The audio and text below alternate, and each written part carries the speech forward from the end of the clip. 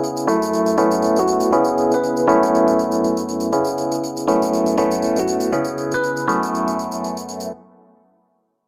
dia, boa tarde, boa noite para todos. Tranquilo? Vamos começar mais uma aula da disciplina superior. Vamos começar mais uma aula de História A, História do Brasil, hoje com a unidade 3, e dá início aos estudos da Idade Média, correto? Gurizada querida do meu coração, a Idade Média, ela vai ser dividida, historiadores a dividiram didaticamente, em dois períodos, que nós chamamos de Alta Idade Média e a Baixa Idade Média. A Alta Idade Média diz respeito aos acontecimentos que vão consolidar um novo modo de produção que será introduzido na Idade Média, chamada modo de produção feudal. Então, o que acontece na Baixa Idade Média, do século V ao século XI? A consolidação do feudalismo, através do colonato e do comitatus, da expansão islâmica, da fragmentação do Reino Franco, entre outros. Porém, esses são os principais fatores que vão consolidar o feudalismo. A partir das cruzadas, a gente vai ter a Baixa Idade Média, a introdução da Baixa Idade Média. Com o quê? Com a recuperação, com a reabertura do Mediterrâneo e com a recuperação das atividades comerciais, com o reaquecimento dessas atividades comerciais, nós vamos ter o início de uma nova forma de relações econômicas, que nós vamos chamar de mercantilismo, que será o que vai ter, né, que surgirá a partir do renascimento comercial e urbano. Show de bola, galera? Mas para explicar essa brincadeira de Alta Idade Média e Baixa Idade Média, o professor de vocês vai expor no gráfico aqui uma relação extremamente bonita. Gente, professor de História fazendo gráfico, você tem a certeza que vai sair cacaca, né, meu? Então tá, século V, século XV, vamos botar aqui pelo meio o século XI. E eu quero mostrar uma relaçãozinha para vocês que é bastante interessante e que vai evitar que você cometa, né, erros crassos em provas de vestibulares e principalmente não errar no Enem. Correto? Vamos lá. A gente vai fazer um gráficozinho mostrando para vocês o desenvolvimento das atividades do feudalismo e do comércio. Esse é um gráfico bastante interessante que você analise, certo? O que é isso da linha azul? Isso aqui é o que a gente chama de comércio. E essa linha verde aqui é o que nós chamamos de feudalismo. Como a gente pode ver ali na lousa, do século V ao século XI, nós temos o quê? O desenvolvimento do feudalismo durante a Baixa Idade Média. Do século XI ao século XV, nós vamos ter o quê? Quer dizer, desculpa, né, gente? A Alta Idade Média e a Baixa Idade Média. Então, vamos botar aqui, né? Para o professor não falar bobagem de novo. Alta Idade Média, Baixa Idade Média. Show de bola? Agora, galera, o que esse gráfico mostra pra gente?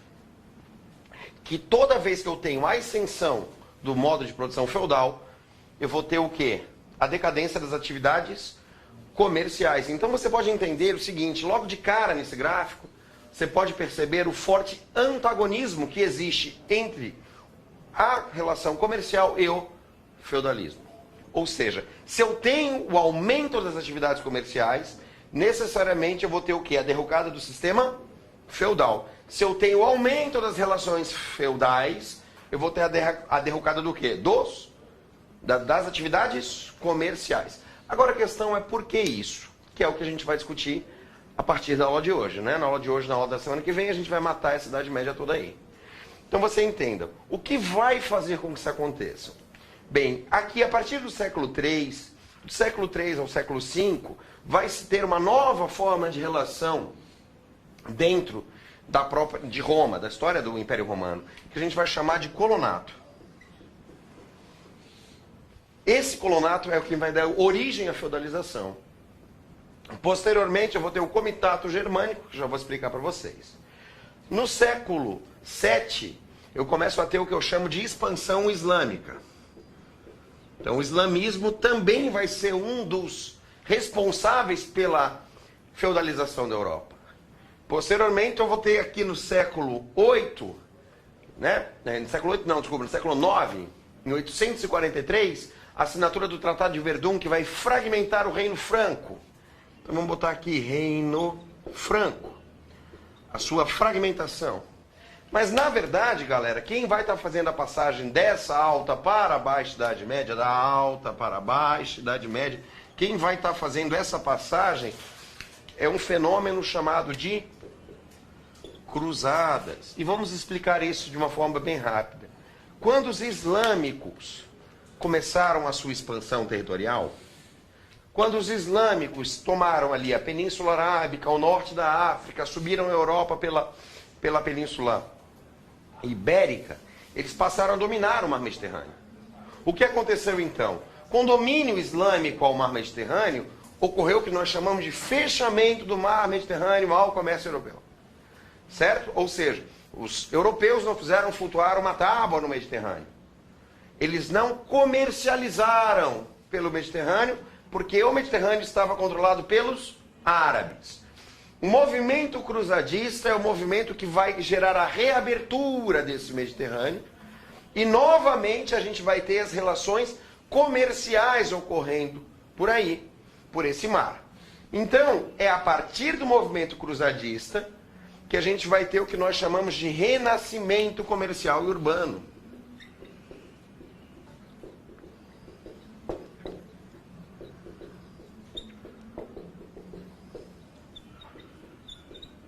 Sendo bem prático, né, é quem faz com que essa linha azul aqui, ó, do comércio a partir da Baixa Idade Média volte a bombar.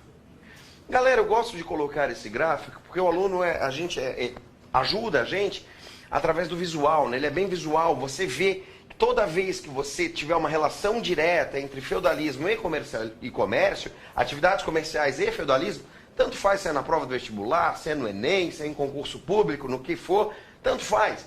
Tem uma relação direta entre as atividades comerciais e o feudalismo, essa relação está errada, essa questão está errada. Vamos lembrar sempre do antagonismo que você está percebendo nesse mapinha. Show de bola, galera? Aí, tranquilo, coisa mais querida? Alguém tem alguma dúvida aqui? Eu posso começar a explicar os tópicos propriamente ditos. Bora lá? Vamos tocar pau na máquina?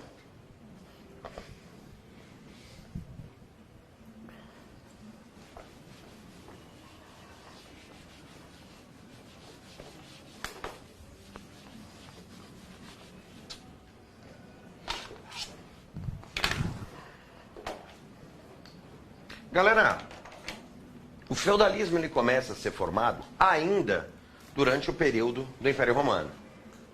Vai acontecer o seguinte, a gente vai ter as heranças da antiguidade para a formação do feudalismo.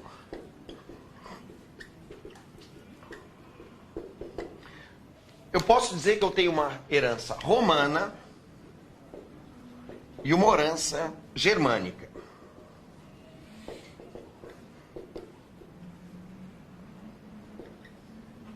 Qual seria essa herança romana? O colonato. Qual seria essa herança germânica? O comitatus. Vamos entender então. Galera, qual é o tipo de mão de obra característico do Império Romano? Mão de obra escrava. Então, os romanos, eles se organizam dentro do modo escravista de produção. Durante todo o período, correto? Tá ok, mais ou menos. Acontece que a gente viu lá na aula passada que a partir do século III, esses romanos entram em crise.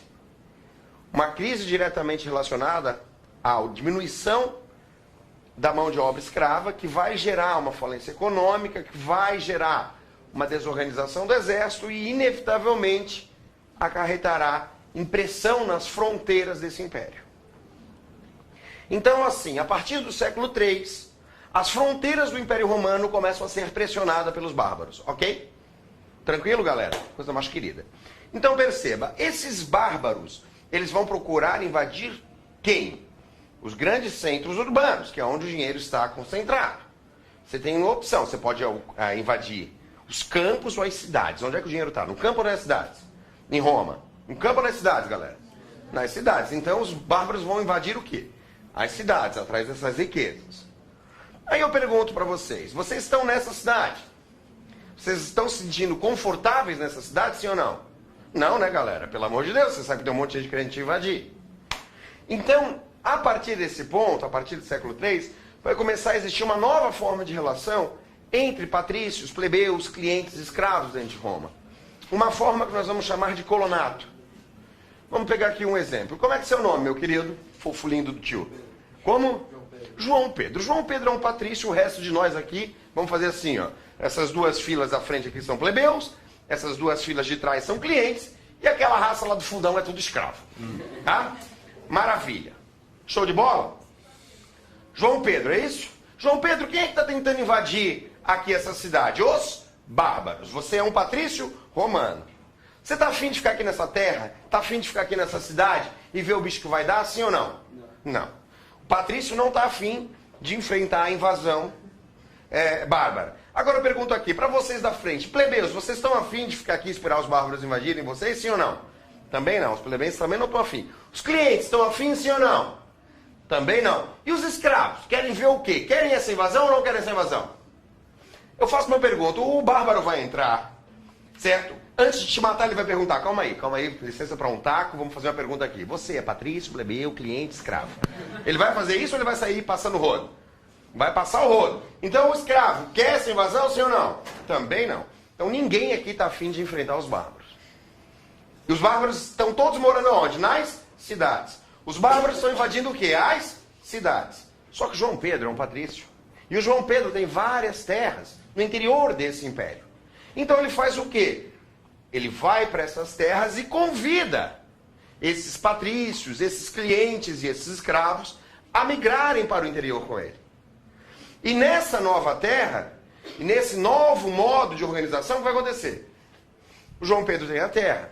Plebeu, cliente e escravo, agora trabalharão nessa terra do patrício e darão parte da produção para ele.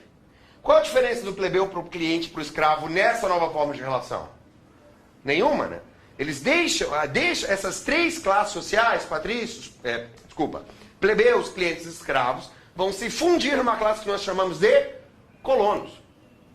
Então daí vai surgir o colonato, ou seja, o patrício tem a terra e nós, colonos, trabalhamos e damos parte da nossa produção para ele como pagamento pelo usufruto dessa terra. Isso lembra o feudalismo ou não, galera? Total, né? Então essa é a grande herança romana, a formação do sistema feudal. É o que nós chamamos de colonato. Ok? E o comitatus germânico vem da onde? O que seria esse comitatus? Isso aqui é a relação de fidelidade entre o rei e seus guerreiros. Que vai dar origem, junto ao benefício franco, que eu já vou explicar, ao que nós chamamos de relação de suzerania e vassalagem. Galera, colonato, comitatus, está entendido? Está certo? Sacaram isso? O comitatus ficou meio tabajara aqui, né? Mas assim, ó, na verdade assim, é compromisso que o rei e seus guerreiros firmam um com o outro, que é, se você for pro pau, eu vou contigo. Se eu for pro pau, tu vem comigo. Nós temos uma relação de fidelidade, uma aliança militar. Nós nos ajudamos de forma mútua, ok? Essa é a origem do comitatus. Galera, até aqui tá tranquilo, coisa mais querida? Vamos lá? Então essa aqui, repetindo, são as heranças, as principais heranças da antiguidade. Romano, colonato, da antiguidade germânica, o comitatus. Show de bola? Vamos começar a falar um pouquinho então agora sobre o islamismo. Bora lá, galera.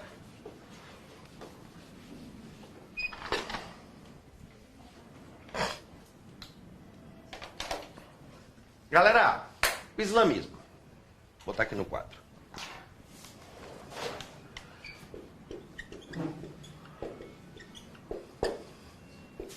Meus amores, quem é o grande fundador da religião islâmica? Maomé. Então tá, então vamos botar o nome desse cara aqui no quadro. Maomé. Esse cara nasceu na região de Meca. Nasceu ali, ó, em 500 e... Não, isso aí tá errado. Isso aqui não é 540 não, gente. Isso aqui é 570, tá? 570. Nasceu em 570, em Meca. Ok? Ele vai pertencer a uma tribo que a gente chama de Coraixita. Então ele era de uma tribo coraixita, cuja religião era politeísta. Esse cara, ele era um comerciante. Certo? Que vivia ali então, na região do Oriente Médio. Nasceu aqui em 570, pertencente a uma tribo islâmica coraixita, que era politeísta. E ele era, né, comerciante, vendia através de caravanas. Show de bola, galera? Tranquilo? Até aí, tudo bem, tudo ótimo. Onde é que o bicho pega? Em 610. Quando esse cara, reza a lenda, que estava no meio de uma caravana, quando foi iluminado pelo anjo Gabriel. Se ele foi, isso não é um problema nosso. Tá? O importante é que, a partir disso, vai surgir o que nós chamamos de religião islâmica. Ok? Tranquilo, galera? Então, em 610, esse cara é iluminado pelo anjo Gabriel, que vai narrar a Maomé os preceitos que serão transmitidos através do Alcorão, que será o livro sagrado, né? No Alcorão tá lá, como é que é o nome do Deus? Alá, né? O livro sagrado é o próprio Alcorão. E o Messias, o mais importante de todos, Maomé. Agora eu pergunto aos senhores, os islâmicos acreditam na existência de Jesus Cristo, sim ou não? Sim. Messias, né? Jesus Cristo seria o primeiro Messias. Agora o mais importante dele seria o último, Maomé. Ok? Tanto que você pode entender que o anjo Gabriel, ele é um anjo clássico da religião católica, né? Então, assim, galera, toda religião monoteísta vai sofrer uma influência da outra, né? Os cristãos sofrem grande influência dos hebreus e, por sua vez, os islâmicos sofrem grande influência dos cristãos. Certo? Então, na verdade, você tem um patriarca comum aí a todas elas, que é o tal do Abraão, né? Quem é o patriarca da religião hebraica? Abraão. Quem é o patriarca da religião cristã? Abraão. Quem é o patriarca da religião islâmica? Abraão. Então você vê que Deus, né, que esse monoteísmo dos hebreus e essa noção de um Deus grande e único, ela vai sendo transmitida aos outros, ok? Então vamos lá. Agora, qual é a data mais importante do calendário árabe? 622. O que seria isso aqui? Como está ali, ó, a Égira. O que seria a Égira? A fuga de Maomé de Meca para Medina. Isso aqui, 622, marca o ano 1 do calendário árabe. Você quer saber em que anos os árabes estão? Você pega lá o nosso 2013, subtrai 622, você vai chegar no ano dos caras. E o que é essa fuga de Meca para Medina? Galera, olha aqui para o quadro. Olha que importante está aqui, ó.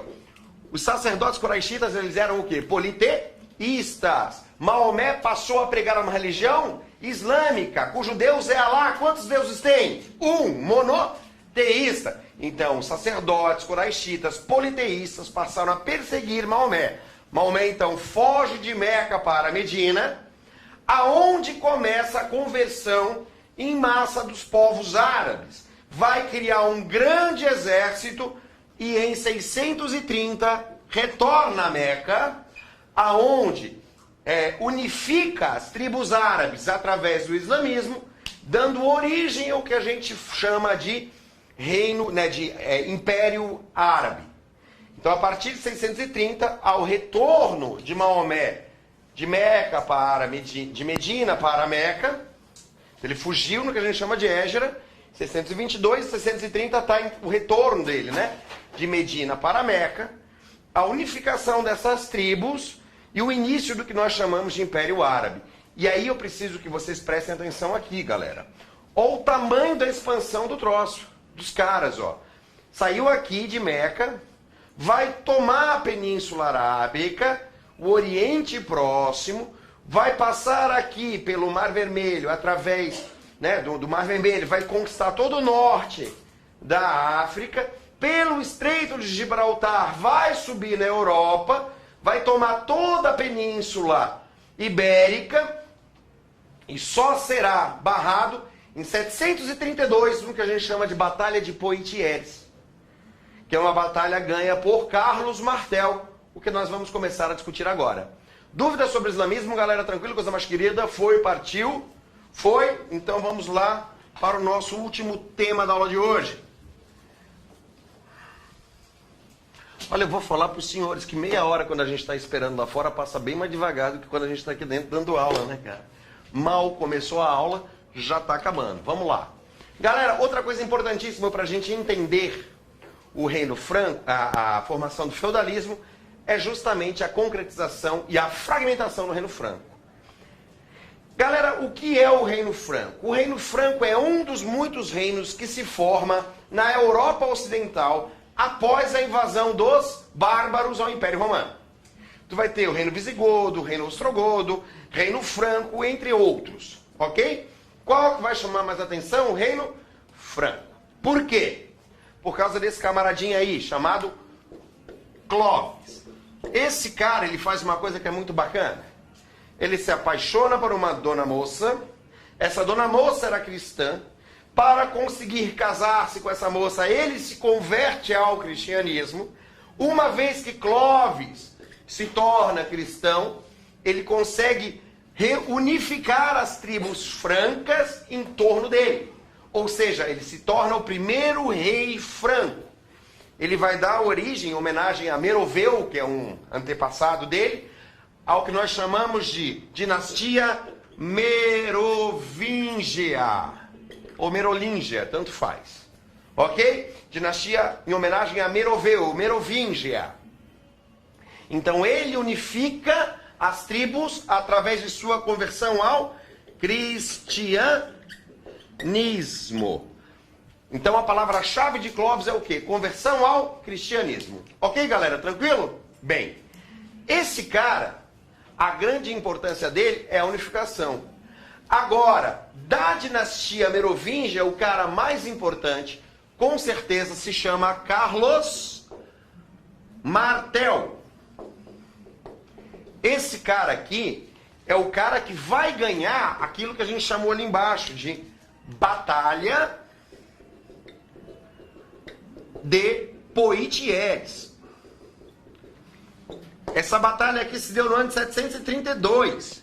E foi essa batalha que impediu a entrada dos islâmicos na Europa através da França. Lembra quando no slide passado eu mostrei que os caras tomaram toda a Península Ibérica e foram entrar pela França? Lá eles perderam a Batalha de Poitiers para Carlos Martel. Então, a grande importância desse cara é impedir a expansão do islamismo na Europa. Ok? Se nós hoje somos aqui cristãos, devemos isso a Carlos Martel. Ok? Esse cara era muito bom de ganhar batalha, mas era muito ruim de botar nome em filho. Como é que é o nome do filho dele? Pepino o Breve, né? É um cara que tem um nome lindo, né? Rapaziada, Pepino Breve é o cara que vai fazer uma homenagem a seu pai, né, o Carlos, a dinastia Carolíngia. E ele, o muito importante do Pepino Breve é o quê? Seu próprio Pepino, que é o seu filho. Ele usou o Pepino e teve o seu filho. Como é que é o nome do filho? Carlos Magno. Esse cara, sim, que vai fazer o Reino Franco de um pequeno reino num grande império. O Reino Franco se expande tanto que o Papa vai coroá-lo como imperador do Ocidente. E para melhor administrar esse vasto território, ele vai criar o que nós chamamos de benefício. Ou seja, tu tem um grande território franco, e o franco, através de marcas, condados e por aí vai dividindo esse território. E vai criando o que nós chamamos de benefícios. Só que lembrem alguma coisa, o feudalismo, galera? Um rei que dá terra a nobres, incumbe esses nobres pela defesa, ou seja, o benefício mais o comitatus vai dar origem ao que nós chamamos de relação de suzerania e vassalagem. Vocês sabem o que é isso, gurizada? Não? Então fiquem atentos que na próxima aula Titio explica. Um beijo, vamos pro intervalo e daqui a pouquinho a gente volta com a história do Brasil, tá? Tchau, até mais.